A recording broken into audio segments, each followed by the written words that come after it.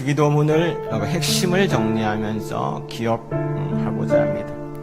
주기도문에서 가장 먼저 가르치시는 기도가 무엇입니까? 하늘에 계신 우리 아버지여 이름이 거룩히 여김을 받으시오며입니다. 하나님 건강 주십시오. 하나님 진로 열어주십시오. 하나님 돈을 주십시오. 하나님 코로나 그치게 하여 주십시오. 물론 마땅히 해야 될 기도입니다. 굉장히 중요한 기도입니다. 그런데 가장 먼저 하나님께서 말씀하십니다. 이 기도를 하라. 하늘에 계신 우리 아버지여 이름이 거룩히 여김을 받으시오며 라고 기도하라는 말씀을 하십니다.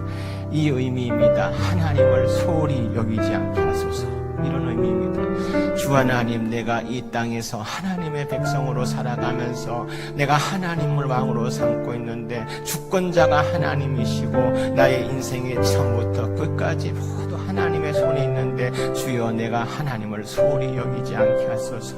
하나님의 권위와 하나님의 위엄과 하나님의 영광이 제대로 알려지며 높임받게 하소서, 이런 기도를 하라는 것입니다. 내게 있어서 또 내 가족에 있어서 더 멀리 우리 형제자매와 이 세상에 주님 하나님의 권위가 있지 않습니까?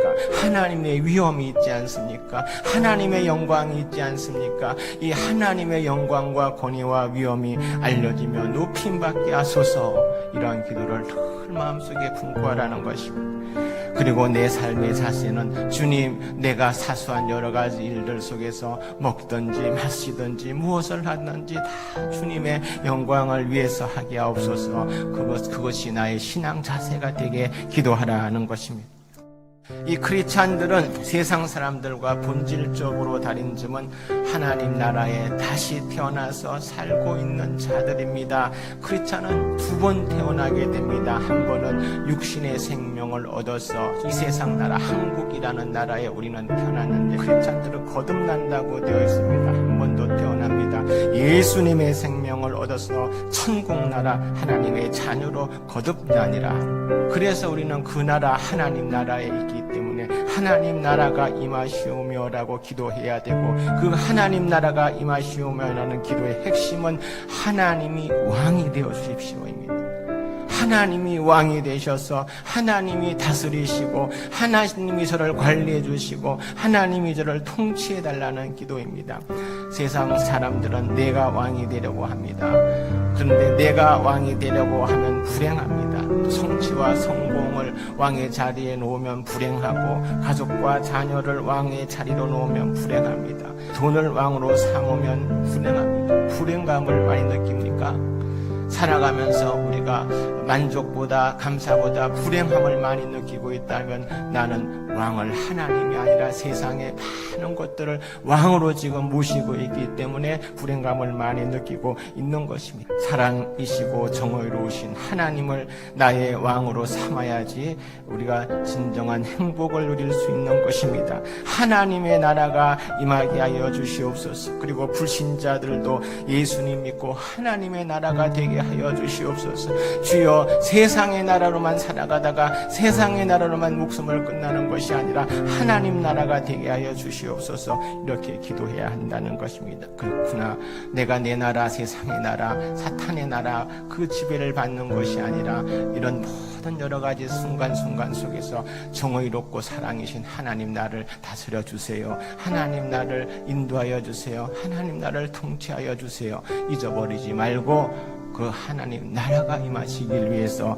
기도하는 우리 성도님들이 되시기를 바랍니다.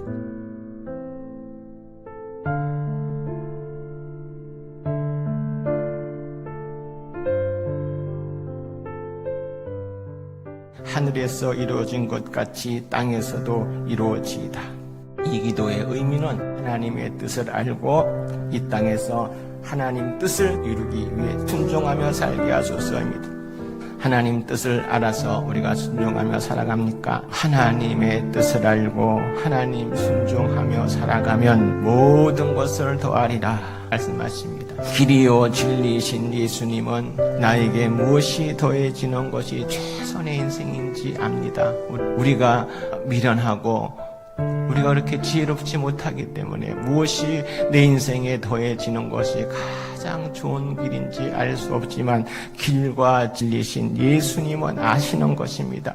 과거도 아시고 현재도 아시고 미래도 아시고 영원도 아시는 하나님께서 지금 나에게 무엇이 더해져야 되는지, 도대체 우리에게 무엇이 더해지는 것이 최선의 인생인지 아십니다. 하나님은 말씀하십니다. 먼저 그의 나라와 의를 구하라. 그리하면 이 모든 것을 더하시리라. 하나님의 뜻을 알아서 순종하며 살아가게 해달라. 늘 기억하십시오. 주님, 제가 이 상황 속에서, 이 관계 속에서, 이 사건 속에서 주님, 제가 주님의 뜻을 알아서 그냥 주님 뜻이면 순종하게 하여 주시옵소서. 잊어버리지 않고 기도하는 가운데 살아계신 하나님, 영원한 하나님께서 이 모든 것을 더하시는 그 손길 경험해 나가는 또 우리가 되기를 바랍니다.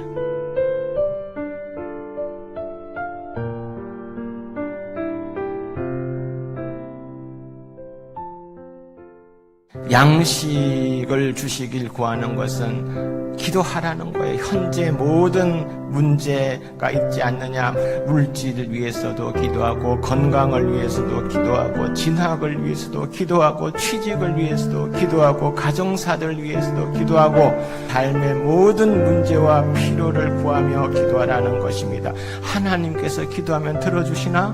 이런 의심 갖지 말고 살아계신 하나님 앞에 나와서 무릎을 꿇고 하나님 아버지 도와주십시오 기도하라는 것입니다. 기도 없이 살아갔던 아하스 왕 기억납니까? 그는 기도하지 않아도 괜찮겠지 하며 살아갔던 왕입니다. 이사야 선지자가 와서 아하스에게 말했습니다. 높은 데서든지 낮은 데서든지 하나님께 기도하라고 했는데 이 아하스는 기도하지 않아도 될 것 같습니다. 하나님이 어련히 알아서 해주시겠죠.